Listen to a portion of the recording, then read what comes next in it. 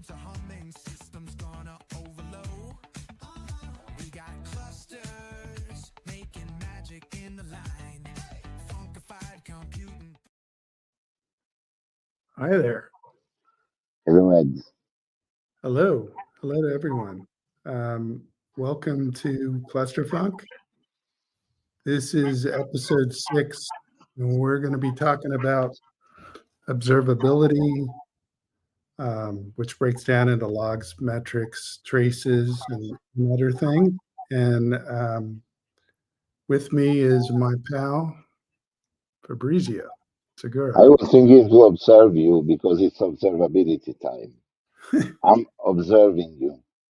You all. So if you saw us on our KubeCon video from last week, we saw a bunch of observability projects and companies that are focused on that with all sorts of AI and a bunch of other things. So we're gonna drive into this topic here today and see where it takes us.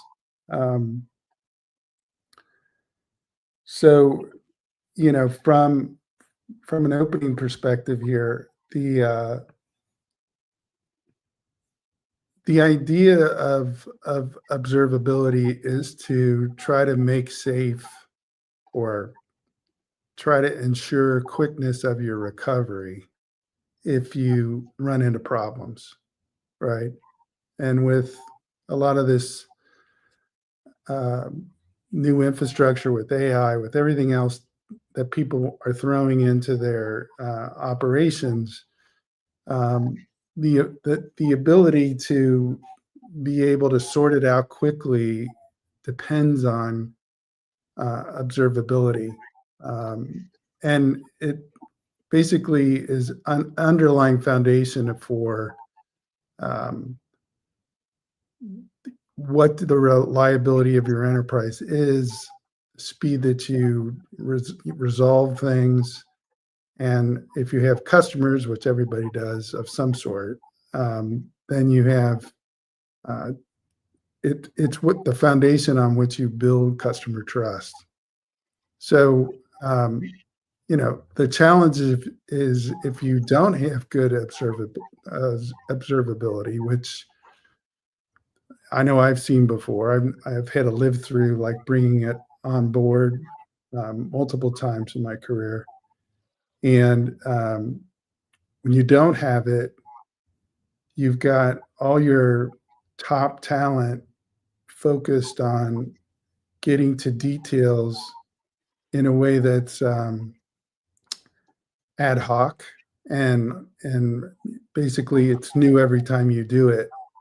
So in that kind of an environment, outages, delays become bigger, because it takes longer to figure out what's going on. You're less sure of yourself.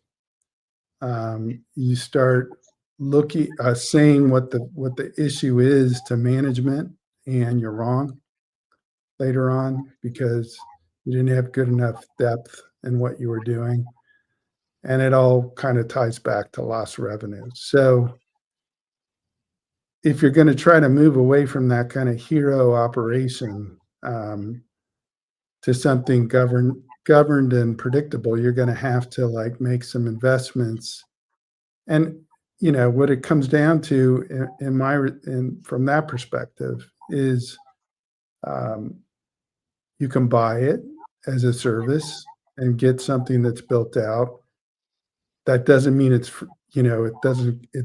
doesn't mean it's not going to cost you a lot of money to deploy it. It probably will cost you a lot of money. And we'll talk about this more a little bit later, but you know, one of the challenges you have to think about here is whether you build your own open source observability or whether you buy it. And if you buy it, are you going to be able to run it the way it should be and run a lot of volume through that service provider, or will you find yourself in a position not to afford it? What do you think about all that, Fab? I mean, that was a long lead I in. remember the beginning of our observability challenge. So first, I would like to just give a brief idea of what observability is, because it's not really monitoring. We will see that later we evolved from that concept that we had in the past about monitoring. That was basically just looking at log files. Now we have three pillars that are generally identifying this kind of practice that is observing the behavior of our ecosystems. It's not just an application, but it's a whole framework. It's a whole set of framework. Whatever we do with IT can be observed. And the idea is to have metrics as the first pillar. The second one is tracing. And the third one is logs. Logs is something that we do since the beginning, also in our machines. But basically, all of these combined will give us not just three pillars, but a common view of what we can deduce from one and the other. We could call them, as they are in many frameworks, aggregations. And by these aggregations of these informations that we are gathering from the systems that we are running, we are able to observe and react. Also, this is another thing that we can do from observability. I was mentioning history because when we started about observability, we moved out from a traditional approach that is relying on an external provider for these services and buy their observability platform. But it was really complicated because observing should be done by the people that are writing the code. And I think that this is really what we have to do for starting to talk about the differences between observability and monitoring. The developers and the DevOps team, the SREs, they need to observe something to go deep in what they do and what they know to deduce what to react to. And being also proactive. That is another characteristic we will talk later. But I think that as we can talk about these two things, observability versus monitoring, because initially one would say, it's monitoring like I did with nudges in the past, or when I looked at the log files in the 90s, it's still the same thing. It is not really. And clear the fog. Go ahead and see what we can deduce from these differences between monitoring and observability.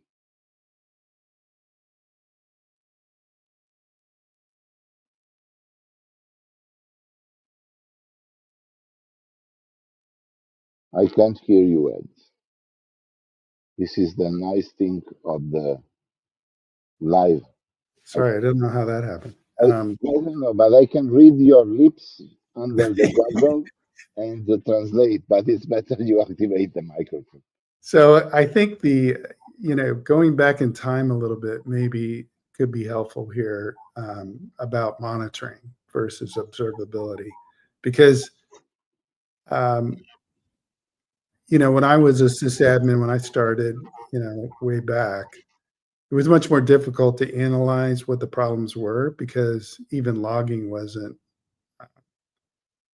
really there exactly. I mean, what came up on your screen was the log.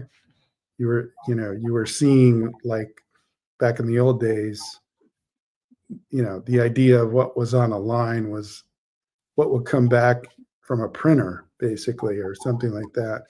But you know, there was very little ability to get a why without a lot of manual work.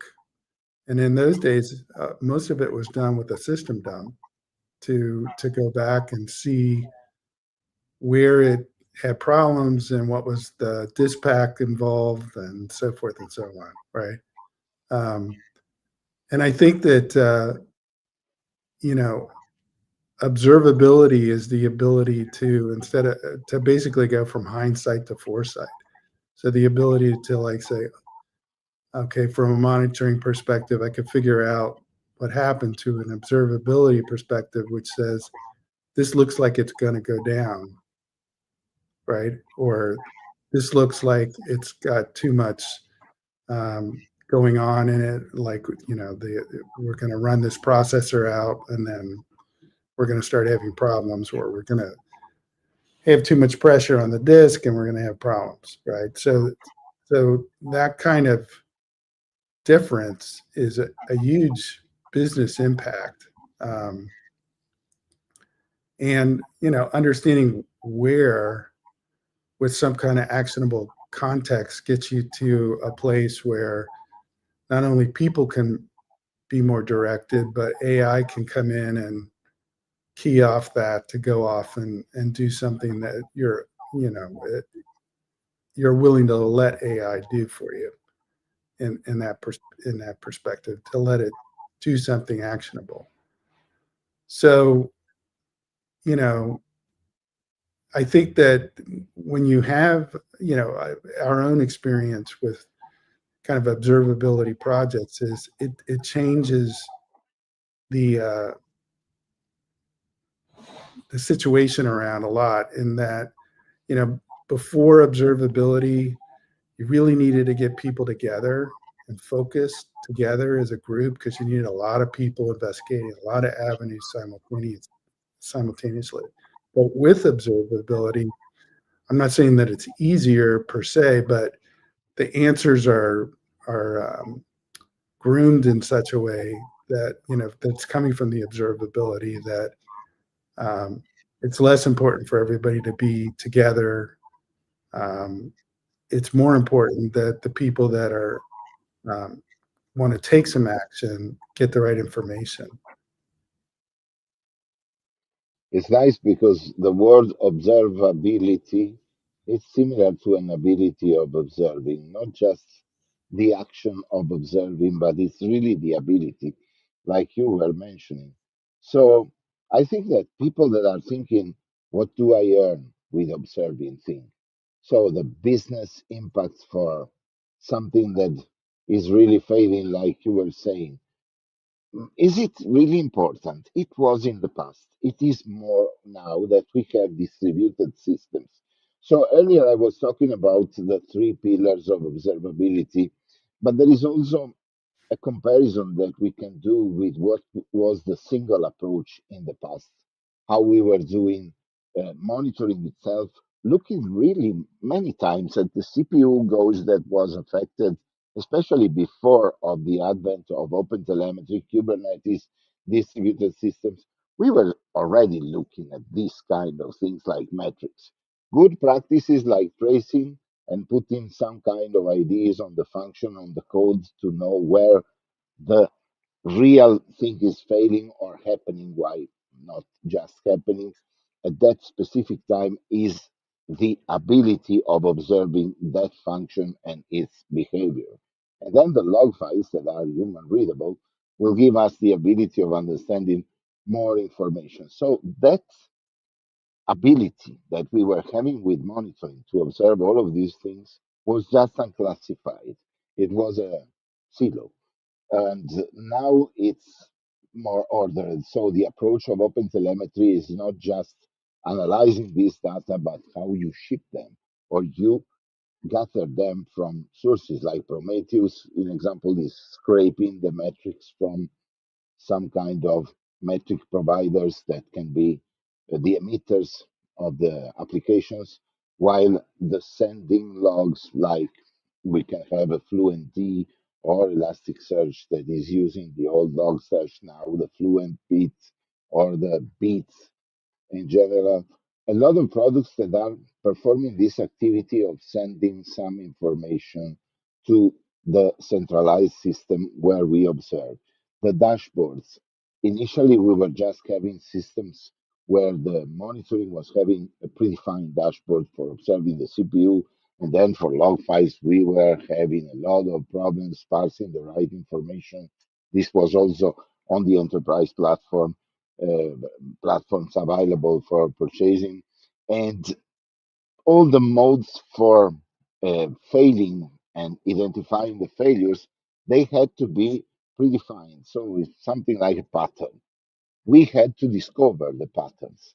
Now what we do is quite different because we have a philosophy of reacting to what is happening, and a perspective where we really have the correlated story that was not present earlier, something that is related to what is happening to proactively fight against the problem, or just to monitoring that we don't have enough resources. So think about it's not always uh, failing or put some order on failures. It can also be reacting to some kind of missing resources or overusage. So we are wasting CPU because we are using just 10%. Why not scaling down those resources to use less CPU or memory? Same for the overusage. So it is very important to consider in this landscape that if we think about the distributed systems and Kubernetes, think about we have a cluster now of nodes, while earlier it was just a single application to monitor. Now we need to know where and how the things are happening. And I think that this is really where we go to consider the pulse of the system. So, what is really heart beating in the metrics and how we link that to the business part. So, Ed, you know those terms that are SLA, SLO, SLI, a Yeah. lot of things that you know how to talk. And I like just to read the acronyms, but I prefer to look at the dashboards. Yeah, I think so. Let's dive down into metrics and talk about how this is the first of the three pillars. And to me, metrics are like the equivalent in the world of humans. It'd be like when you go to the hospital and they start monitoring, or they're starting to look at the metrics for your health, right? So your pulse, your breath, your blood pressure, those kind of things. It's a similar kind of focus is with metrics on what you're learning about your system. It's kind of the pulse of your system. So from that perspective, um, the how metrics support like service level uh, issues and different metrics that you want to have, error budgets, for example, and reliability.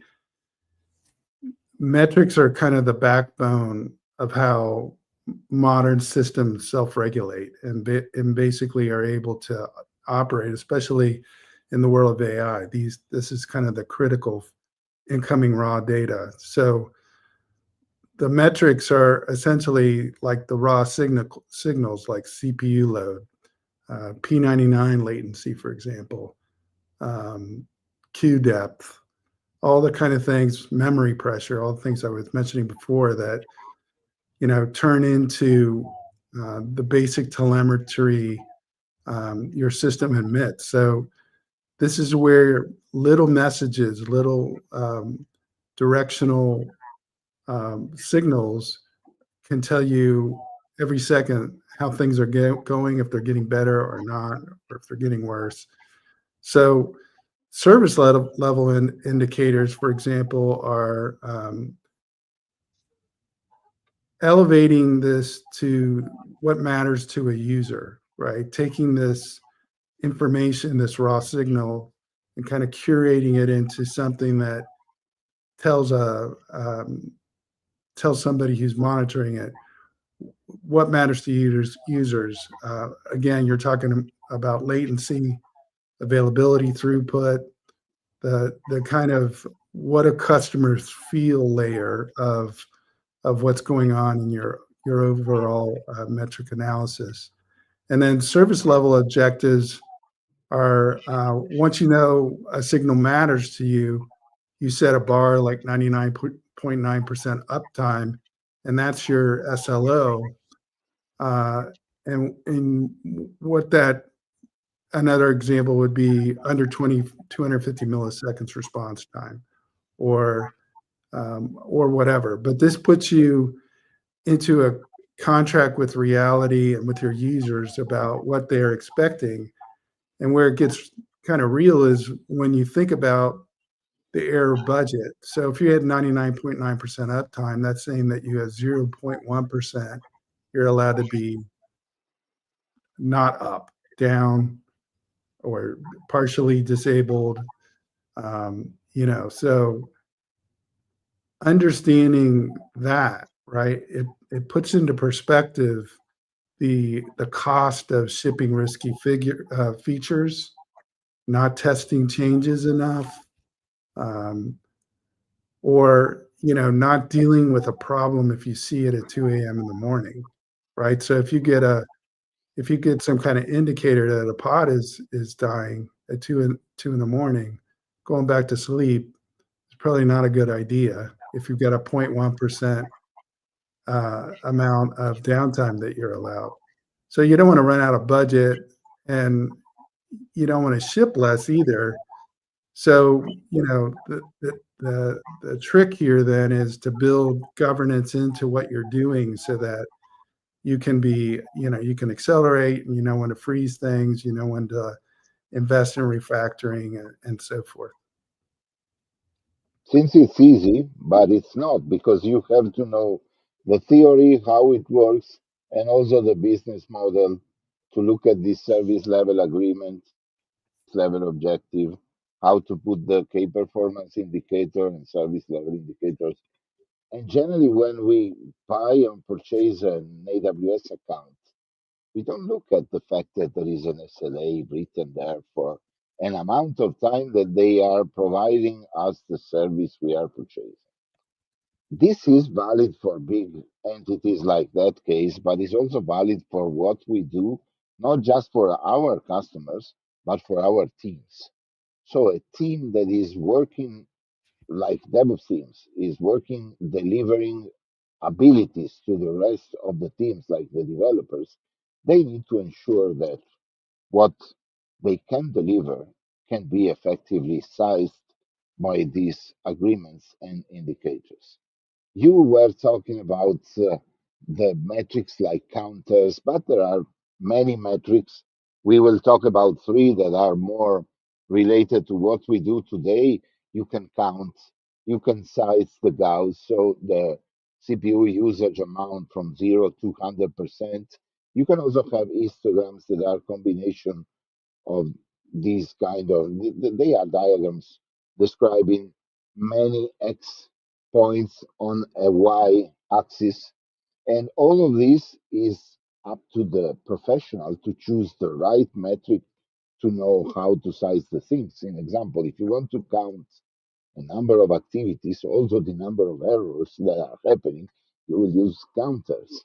If you want to know how is the variance of the CPU usage from 1 minute to another, you will use the gauges. If you want to do a combination of all the things, like in example, aggregations, you will also use histograms. And this is really important to select, because the way that you will have the information will be the way you succeed in managing the observation of the data and the ability that you have for this. I was talking about Prometheus that is going to the machine, scraping the data from the emitters, but also for the log shipping that is coming from the machine to the centralized station. So they are all distributed, and these kind of metrics are really looping in the process of the life cycle of an application. They are constantly giving us the ability to see how we are doing in terms of performance, service level agreements. If the indicators are good, they are failing. And when we have event driven operations and we have to react to some kind of events that are really happening, an event could be out of space on disk, or something that is out of memory. Generally, you remember that there was out of memory problem, so I terminate the pod or whatever application is running on top of my ecosystem. Well, with observability, we can prevent that termination to happen so hard, and we can move to a graceful way of distributing the capacity depending on the investment that we are doing on infrastructure. So, really, observability is helping us to improve our automation ability, our management of the resources, And when you manage correctly the resources, the result is that the cost will be driven effectively with all the things that you want to do with your framework and your activity. Not just for the resources that are hardware or IT, but also with the teams. Because you will be able, for example, to have less support. You have a message that is coming in the middle of the night to one person, the right one. And I was talking about Prometheus. There is also Alert Manager. So something that in the observability system is reacting to these metrics to produce alerts. That is another very important part of the metric system, notifying that something is not going as you expect. So you can react. It can be to persons, but it can also be to services and to AI that you were mentioning, Ed, so that you can take a countermeasure for having a better shape for your application, a better scenario. And then I would say that we have to mention the logs because all the people were born looking and reading log files. I remember that they were, for me, the key for finding a lot of problems. I think for you too. So log files, let's talk about them just to remind that we started looking at logs, I think you reading could, stories. when you listen to us talk about it, you hear like excitement. We could probably go on for a long time talking about it, longer than we have for today. But um, I think why it's so important to Fab and I is that, as leaders of organizations doing operations and complex systems,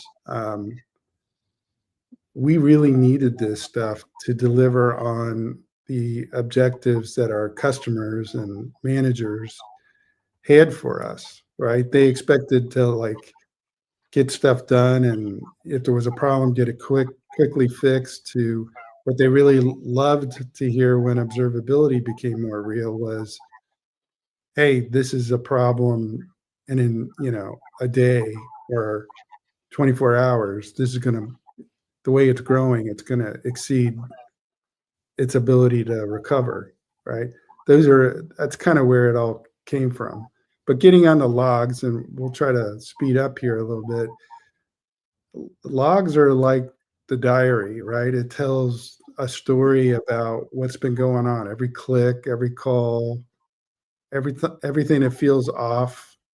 It all gets put into the logs, and included in that is user behavior, right? So um, there are things that you can lift out of logs with the right kind of analysis that gives you the truth, that if you look at a dashboard, sometimes it glosses over. So this is kind of like the information that you want to be able to drill down into, that gives you more of a clear path to the why the signal is important. If you're looking for proof from your diary, for example, if you have to go through an audit, or somebody wants to go back and make sure they understand who did what and when they did it, that's your log, right? So your log is going to get you past that question, and embedded in it somewhere deep inside is the root cause clues. They And tell you painful stories. You got a 404, click, you got another 404, 404. Login is always telling you the bad stories and also the yeah, nice stories. Log levels. It's very nice to have this kind of storytelling from the machine. yeah, Info, the bug, error. We can filter the information. It's yeah, still a good practice. yeah. Back in the old days, it was all about logs, right? So we would get it. I remember working in the 80s on mainframe systems with disk drives and tape drives and other things that were have very little volume and could easily get maxed out. And the way to figure out like which disk died back in those days required math, right? You would get a dump, you would find some indicator in a register, you would offset that with some math, hexadecimal math that got you to some part of the other part of the dump, and in there would be the disk pack name, the disk drive that actually went bad. And thank God we don't have to go through that now, but um, it's Logs are a long story. yeah, they are a long story. Tracing less long, probably. Yeah, Traces are a shorter one. yeah. Go ahead. So let's, this is So, but what do you think about traces? So we were talking about service level agreement. Do you think there is something that we can consider for traces? Because I'm thinking about all of these logs, traces, distributed systems. Are they really important for customers? yeah. I mean, it's going to greatly enhance your debugging. It's going to make it possible to actually achieve. This is why these are three pillars are all holding up the same foundation. If we're trying to solve for quicker response time, being more sure about our response, there's nothing worse than you're down, you try something and it doesn't work, right? Because it wasn't actually the thing that was going wrong. And I think traces help you get there, right? Where should I look in the code when something is not working? Like an example, I got a 404 like earlier, but where? What is the function that is giving that to me? I could put that in the log files the old way, Yeah. but I don't have the real tracing. Like if you look at your browser and you push the F12 if you have a Windows-based machine or Linux, if you have Mac, I don't remember what it is, but it's another shortcut and you look at the console of the browser, you will have tracing because you will have what is happening in the timeline at that point, that page, or another page, or the CSS, whatever. So in our life, everything is a following of minutes, seconds. And if you have a map of what is happening and where, you will be able to find the root cause in the suites that are now available for doing observability, we have OpenTelemetry, but we also have the Grafana open source set of tools where we have Tempo, in example, or we can use Jagger for distributed tracing. It is very important to consider that we have spans that can be really the propagation signals that we have to match for sampling the right information that we want to process. So everything that is becoming enormous, huge, like a lot of microservices, can really benefit from the ability of learning what is really failing, but where, especially this where, that is the most important part. And with OpenTelemetry and the standards that we are reaching right now, so having a framework or something that is an adopted worldwide standard, we are learning to speak the same language for tracing and for metrics also, but in this case, for instrumenting our applications in order to be having something that is more automated because we speak the same language. So if I call the guy that is coding in Chinese, he will understand that I'm doing tracing on a specific part of the code. And whatever the language to communicate will be, we will match the fact that at that point something happened and we had an ID to trace where it was on the code. It's a common way of instrumenting our software and having this open telemetry, universal language adoption for having the control of whatever is happening and observe it, react to it, deduce what are the aggregations that you can do. And I think that speaking the same language sometimes is the key for succeeding. So open telemetry giving us this standard that previously was not really present because it was not adopting the only language, but it was choosing the right tool. And in this case, with OpenTelemetry, we have choose the tool you want, but use OpenTelemetry to do your thing. Speaking the same language. I Yeah, I think think I think when you look at OTel, it's good because it puts everybody on a level playing field. There's before OTel, I felt, or when OTel was not as widely accepted, I felt like the vendors of products that were out there were uneven, right? mhm, There was an unevenness about what they were doing. They were all trying to do as much as they could, but with OTel, I think there's a little bit more of a structure, right?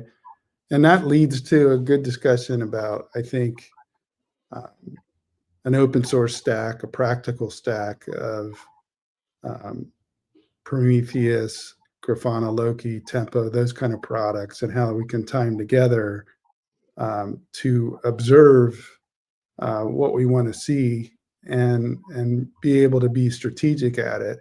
I think one of the things that I've seen, and I know you have too, Fab, is that we've dealt with this trade-off between like going with a vendor who has a stack and their own product, and then building our own. I mean, the real world challenge here is that if you're going to go open source, you're going to go down this road where you're going to have people that can invest the time in building what you want. I think the the other side of that, though, is if you go out and buy a platform from somebody, you're going to have to do a lot of work as well. I mean, maybe some of the basics are handled, or even some relatively complex integrations are already handled by a product that might be in the market.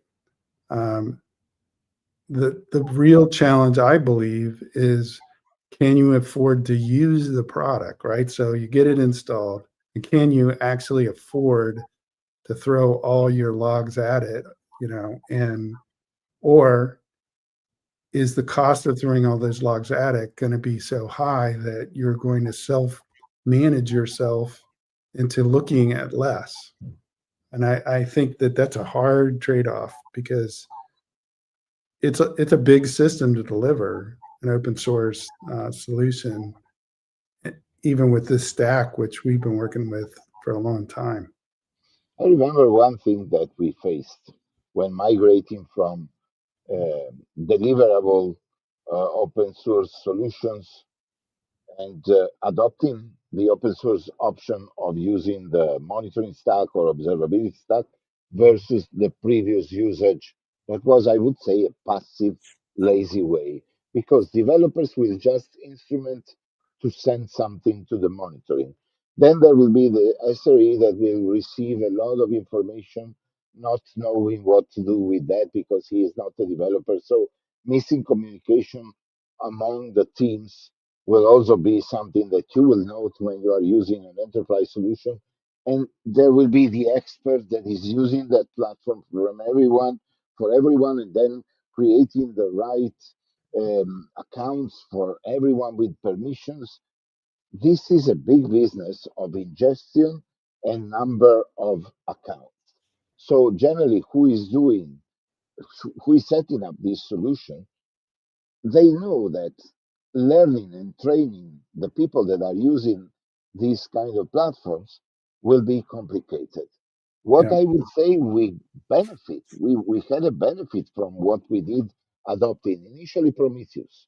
So learning about metrics, having part of the team, including developers, DevOps, SREs, understanding that we were counting, gauging, sizing, comparing and aggregating some kind of behavior in metrics. And they learned to create their own dashboards.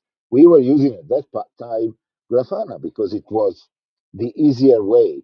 There is also the ELK stuff that is now again open source where you can use Kibana. It's up, really, there is no right solution, including the fact that there could be an option where you adopt biggest providers, like it could be Datadog, New Relic, Yeah. whoever dynatrace you want to use, because simply you want to send the data there. But the problem is, remember that the data that you send, you have to know and own it.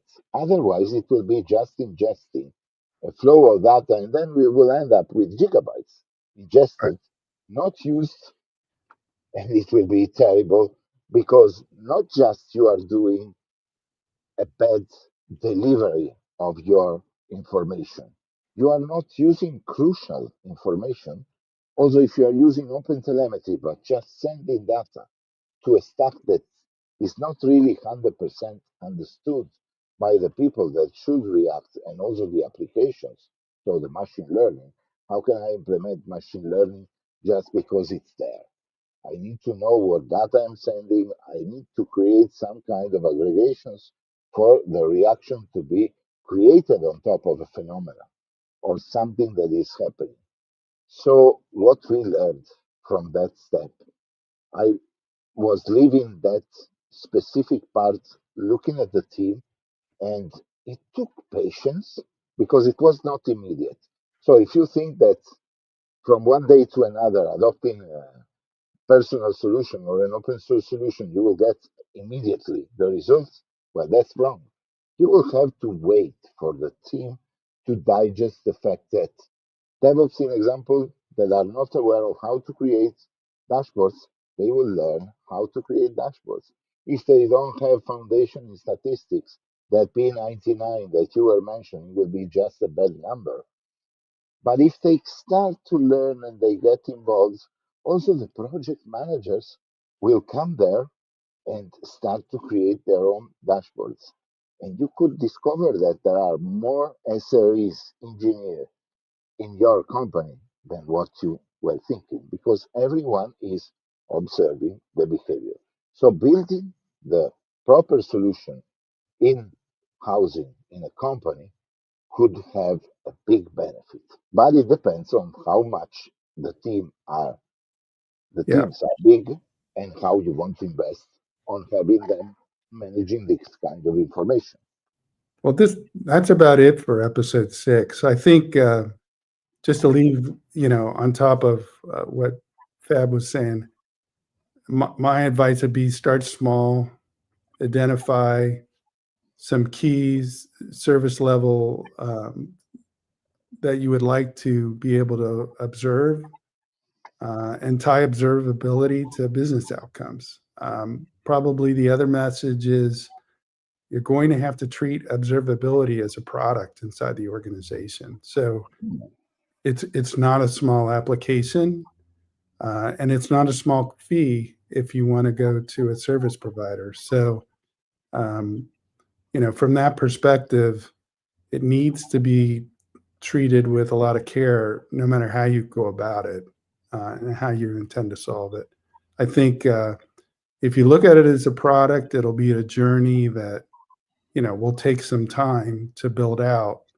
And from that perspective, you need to gather information that's going to give you the right focus in that effort.